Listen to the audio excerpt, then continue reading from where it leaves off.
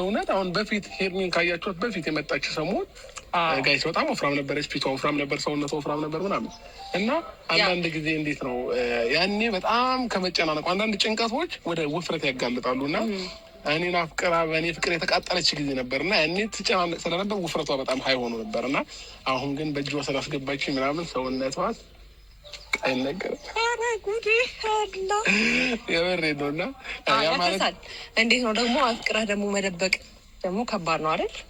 ቻሌንጆች ነበሩ። አንዳንድ ሰው ስትረስ ያከሰዋል፣ አንዳንድ ሰው ስትረስ እንትን ይለዋል። ከዛ በኋላ እኮ ነው ወደ ራሴ ጂም መግባት እንዳለብኝ ምናምን የተሰማኝ። ቀልጠፍ አልኩ ይገልጸዋል። በጣም ወፍራም ነበርኩ እኮ አለች። አሁን እና እንደዚህ ውብ እንድትሆን ካደረጓቸው ነገሮች አንዱ ያው የአጠገብ ያለ ሰው ምቾት ነው እና አቤል ግልጽ ነው አይደለም ነው ለምን አነቃ አቤል በግልጽ ተናገራ እንዴ ነው አልኩ። ዛሬ ግን የመረጣችሁት ቦታ ራሱ ደስ ሲል ጌታ ረጋ ሰቀለ ቦታ ነው። ጋይስ አንዳንድ ጊዜ እንደዚህ ሪላክስ ካላደረገኝ ካልተዝናናን ማንኛ መታ ያዝናናለን አለ ማንም እኔ አነከኝ እዚህ ውስጥ አስቀምጣ አነከኝ ሊድን ምን ነው አይ እናንተ ታምራላችሁ። እኔ ትንሽ ዞር ለበ እንዴ አይደለም እንዴ ጠራናት ሁለታችንም አይደለም እንዴ የፈለግናት አንተ ንገራት ሁለታችን ወይ እንደረሳኸኝ አረሳችሽ አይደለም ጌታን እዚህ ውስጥ እንደዚህ ታደርገው እዚህ ውስጥ እኮ ነው የገባሁት። እዩት እስቲ ሄርሜላ። እሺ አሁን አንገብግባችሁ የጠራችን ምክንያት ምንድን ነው?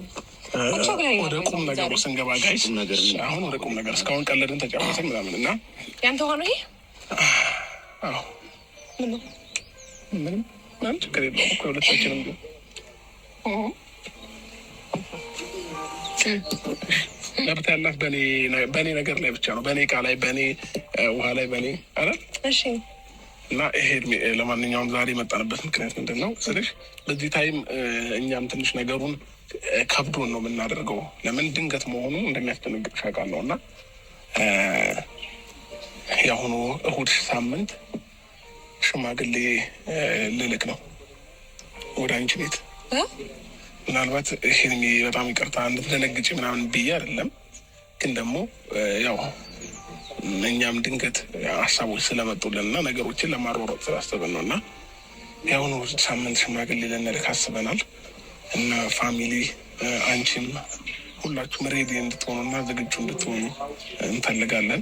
15 ቀን ጊዜ ምናልባት ትንሽ ናት ለመዘጋጀት።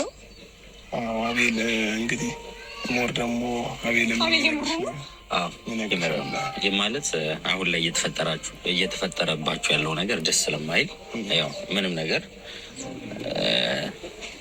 ነገር የሚጠበቅ ነገር የለም።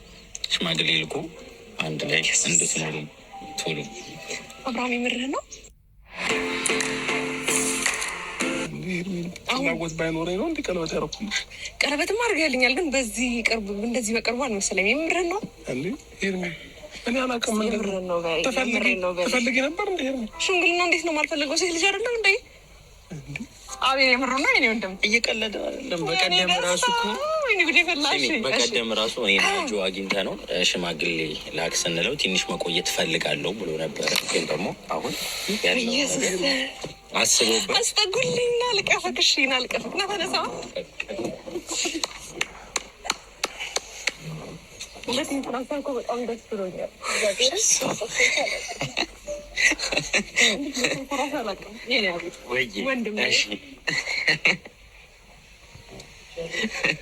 በጣም አመሰግናለሁ። እግዚአብሔር ያክብርልኝ። ይፍቅር እንጃ እንደዚህ ቁም ነገር ታስበኛል። እንዴት ነው ታስበኛለህ? ሳይሆን እንግዲህ በዚህ ፍጥነት እንደዚህ ነገሮችን ታስባለህ ብዬ አላሰብኩም። በጣም ደስተኛ ነኝ ከምልህ በላይ። ማለት ብዙ ቻሌንጆች ነበሩብኝ ምናምን ነገር እና ወይኔ አብርሃም እንዴት መጣልህ? የቁም ነገረኛ ሰው ሆኗል። ቁም ነገረኛ ሰው ታውቂያለሽ። በቃ ቀለበት አሰረ። ምንም የሚጠበቅ ነገር የለም እኮ ማለት ከባድ ነገር ነው። ባይዘው ቤት ታውቃለህ። እንደዚህ ውሳኔ ሰው ራሱ ሲሆን ካልመሰለኝ ነበረ። አቤል ምን ብለህ መክረህ ሆነው ግን አይ በቀደም አናገርኩት አንዳንድ ነገር ግን ደግሞ አቤት ሽምግልና ተላከ። አቤት ክብሩ፣ አቤት ገርባ ሞገሱ። ሽማግሌ ሲል ግን ትደርሳለች ያላችሁኝ እንዲህ ብለሽ ነው የምታየው። ጓዳ ላይ ምናምን እንዲህ ያልኩኝ አሁን ቪዲዮዎች የራሱ እያልኩኝ ተደብቄ ከመኝታ ክፍል ሴት ልጅ እንዲህ ብላ ነው የምታየው። ሽማግሌ ተደብቃ ከመኝታ ክፍል እኩል ደስ ብሎኛል በጣም ደስ ይላል። ምነው መከርክ ግን ስትደሰች ነው እነጋሽ ምናምን አማክራቸው አይገርምሽ? ትልልቅ ሰዎች ነው ይሄን ሽማግሌ ላይ የሚገኙት። እሺ የመሬ ነው እና በደንብ ተዘጋጅ አብርሃም ወንድማችን። ያው ምን አይነት ትልልቅ ሽማግሌ እንደሚያመጣ እናያለን አብረን። ወጪ ደግሞ ምንም ችግር የለውም እንዳያሳስብ። እሺ ኧረ ምንም አላሳሰበኝም። ከጎንክ ነኝ። ወይኔ ጉድ ፈላ። ሽምግልናውም ደግሞ በጣት በኩል የሚደረግ ነገር ቢሆን በዚህም እንዲህ እያልኩ እናንተና እያልኩኝ ደስ ብሎኛል በጣም እውነት። እና ደግሞ እንዴት ነው እንደዚህ ቁም ነገር ታስባለህ ምናምን እንዴት ነው? ግን ያው ሄርሚ ምን አለ መሰለሽ አሁን ይህ ሀሳብ እንዳለ ሆኖ ያው በዚህ ታይም ትልልቅ ሰዎችን ማማከር ስላልቻልኩኝ ሽማግሌዎቹ አቤል፣ ብሩክ፣ አማኑ እና 4 ሽማግሌ ነው የምልከው።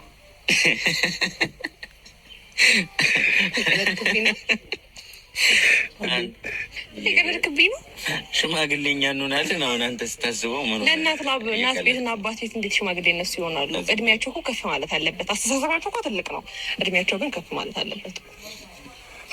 አቤል ግን የምታሰራኝ ግን እግዚአብሔር ከዚህ በላይ መቀጠል መስራት አልፈልግም። በቃ አልፈልግም።